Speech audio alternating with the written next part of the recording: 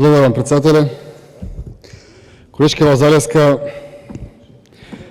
сега за реплика, бидејќи додека слушав вашата дискусија, се започнав дали живееме во Република Македонија, дали можеби во Швајцарија, Шведска, Норвешка, бидејќи она кој што го зборува со толков елан е тотално не кореспондира со реалната ситуација во државата. И вие тоа го знаете дека е така, тоа го гледаат граѓаните и цело време континуирано ги убедувате дека им е убаво, дека живеат убаво, а знаете дека реалноста е спротивна. Тоа е поред. Зборувавте за јавна администрација.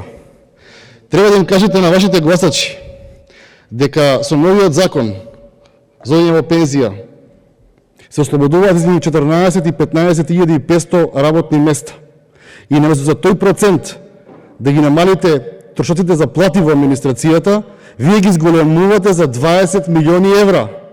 Тоа значи дека оние кои што ќе се отидат дома, ќе ослободуваат работни места, 15 и други ќе вработите и плюс 20 милиони евра за додатни партиски вработувања настрана од оние кои што ги имате привремени во секое министерство покачени. Што не е вистина.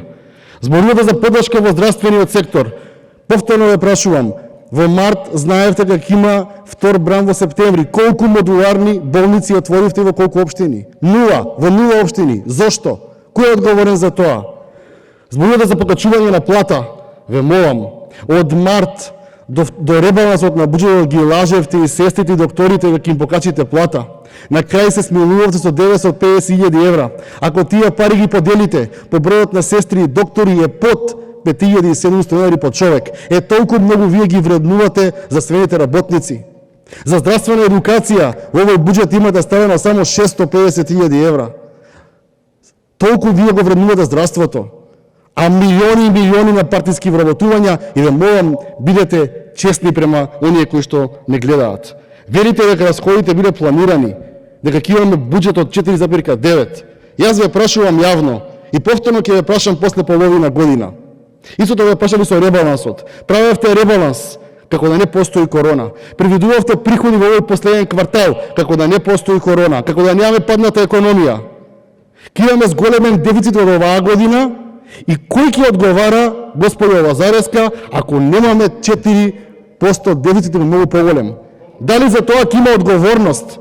Или повторно ќе дојде во дека ќе си гласаме нови задолжувања, ќе си гласаме нови кредити и ќе се правиме дека ништо не гледаме. Понатаму, зборувате за приходи. Од кои приходи? Од што ќе продавате компании, оставени нашите родители земјоделско земјиште, од кои приходи? 8,3% ги покачувате приходите во буџетот. Ве молам, ова е Македонија, тоа што зборувавте вие не е таа држава. Ве молам.